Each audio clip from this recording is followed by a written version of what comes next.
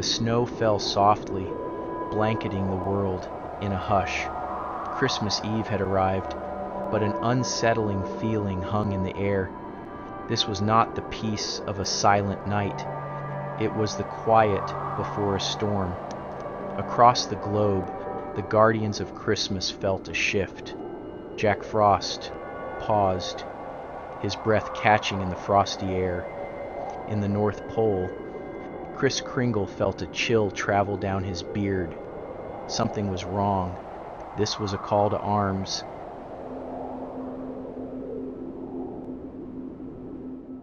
From the frozen north to the bustling cities, old adversaries emerged, drawn to this brewing conflict. The heat miser cackled, his fiery laughter echoing across the ice. The Burgermeister, Meister tightened his grip on a plan to steal Christmas cheer. In Whoville, the Grinch felt the familiar tug of doubt. On the Polar Express, the sinister shadow conductor plotted to derail the dreams of children. Frosty the Snowman felt the sun's heat on his back. This Christmas Eve, the fate of Christmas rested on a knife's edge. The heroes would have to choose, succumb to the encroaching darkness, or rise to meet this unprecedented challenge. A plume of frosty air forming a fleeting dragon in the night sky. Jack Frost loved his work, transforming the world into a glistening wonderland. But tonight, a different kind of chill ran down his spine. He sensed it first in the stillness of the woods. The heat miser, his ancient enemy, was encroaching on his domain. Jack could feel the warmth, an unnatural intrusion in his frozen kingdom. It angered him. Jack leaped into action, racing towards the encroaching heat, a whirlwind of snow and ice trailing behind him. He would confront the heat miser.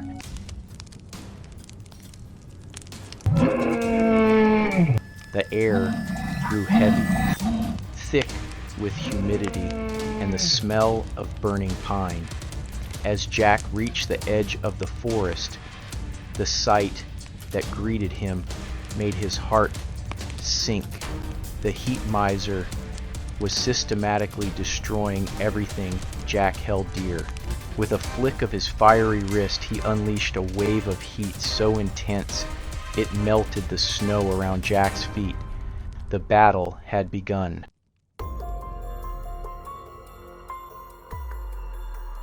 A feeling of unease settled over Kris Kringle. The North Pole, usually abuzz with the joyful chaos of toy-making, was eerily quiet. Kris, his brow furrowed beneath his fluffy white beard, surveyed his workshop. Elves huddled in corners, their faces etched with worry. Reindeer pawed nervously at the snow-covered ground. Even the usually jolly Mrs. Claus seemed to have lost her festive cheer. Kris knew, with a sinking heart, who was behind it. Burgermeister Meisterburger. The mere mention of the name sent shivers down the spines of even the bravest elves.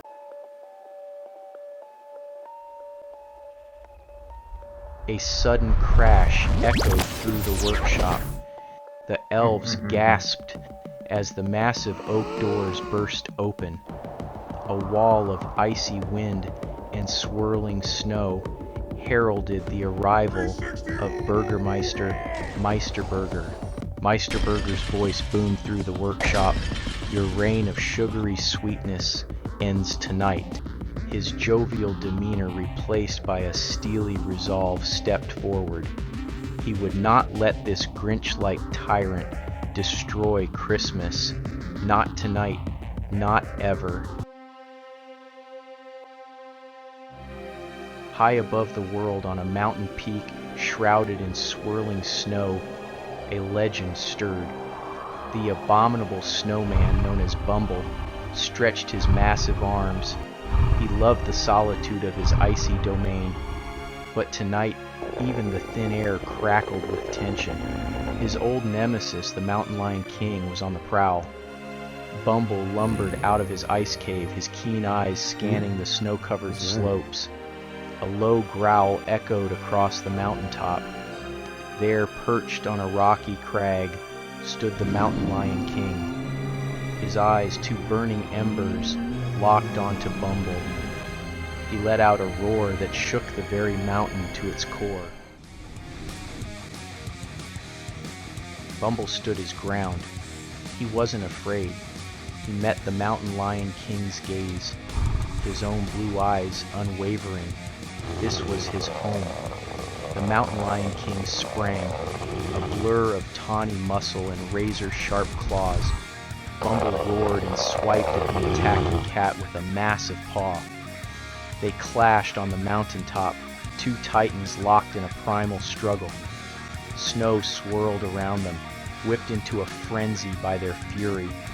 A roar, louder than any thunderclap, echoed across the mountain range. Then, with a sickening crack, the snow beneath their feet gave way. An avalanche was upon them. Down in Whoville, a different kind of battle was brewing. The Grinch, his heart supposedly 2 sizes larger, faced the unwavering skepticism of Mayor Mayhew. The Grinch sighed. He knew it wouldn't be easy to win over the trust of the Whos, especially Mayor Mayhew, but he was determined to prove that his change of heart was genuine.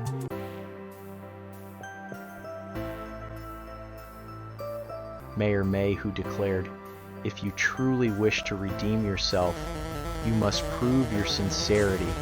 He presented the Grinch with a list of holiday tasks. The Grinch's jaw dropped as he unfurled the list. Despite his initial dismay, the Grinch threw himself into the tasks with surprising zeal. He braved icy rooftops to untangle fairy lights. He survived the Who children's snowball fight. As the day wore on, a change came over Whoville. The initial skepticism melted away, replaced by open acceptance. The spirit of Christmas had a way of softening even the hardest of hearts. The Grinch realized that the greatest gift he'd received was the chance to experience the true meaning of Christmas.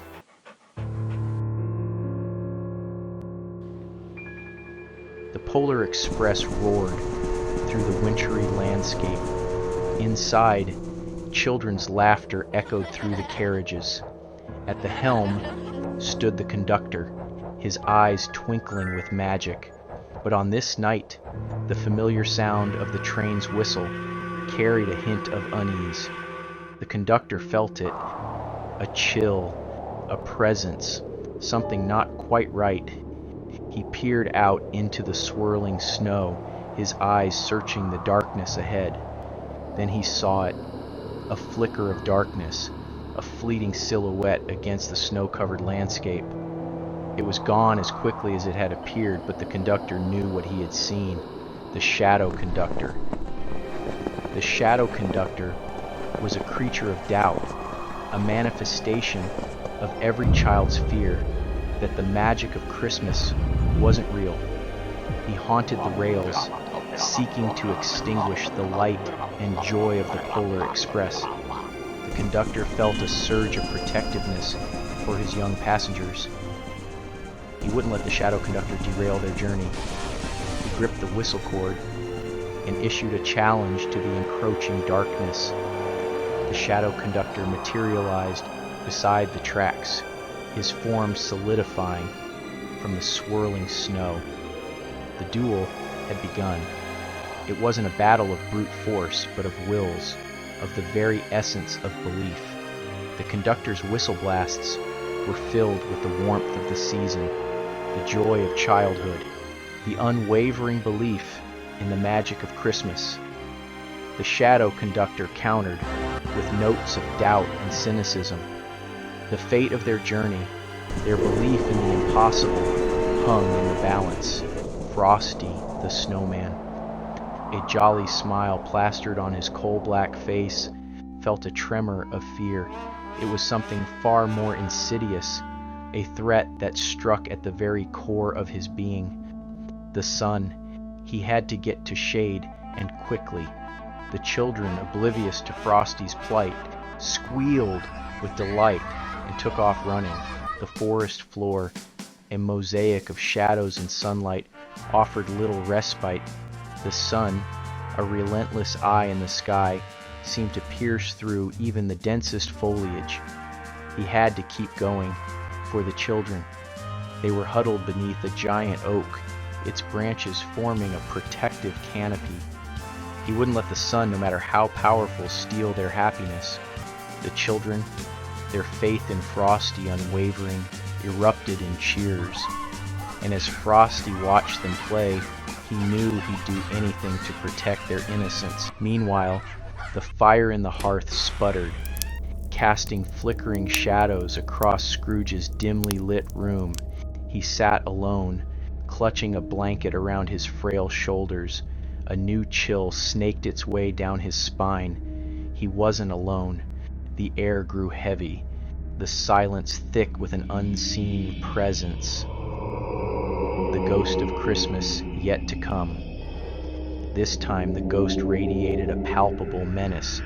It raised a spectral hand, pointing directly at Scrooge's chest. "You think you've learned your lesson, Ebenezer Scrooge." The ghost's voice, a hollow rasp, echoed through the room. The ghost drifted closer, its ethereal form solidifying. Its eyes, two burning embers, bored into Scrooge's soul. "But you have merely delayed the inevitable," the ghost hissed. "You have merely chosen a different path to the same desolate end." Terror gripped Scrooge's heart.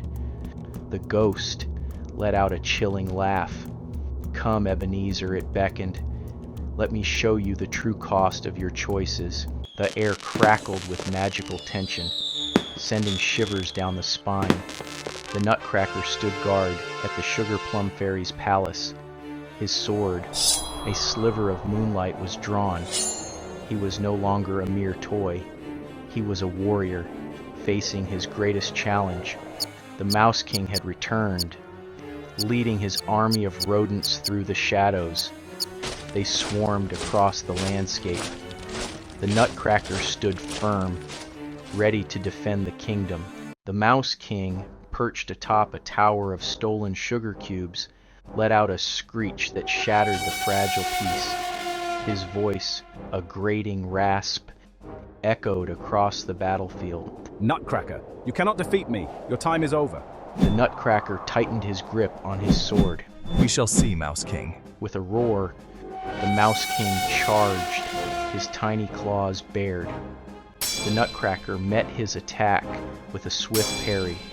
The battle was joined. They fought amidst a whirlwind of snow and sugar. It was a clash of ideals, of light against darkness. A hush fell over the battlefields. The wind, as if catching its breath, stilled. The heroes of Christmas, battered but unbroken, stood their ground. A spark of defiance, a flicker of hope, ignited in their eyes. Jack Frost raised his staff, its crystal tip glowing with a renewed intensity. They were fighting for the very soul of Christmas, for joy, generosity, and love.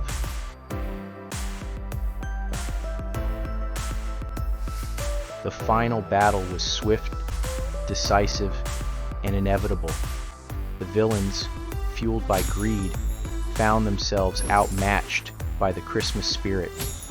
The heat miser's flames died, extinguished by a blizzard of goodwill.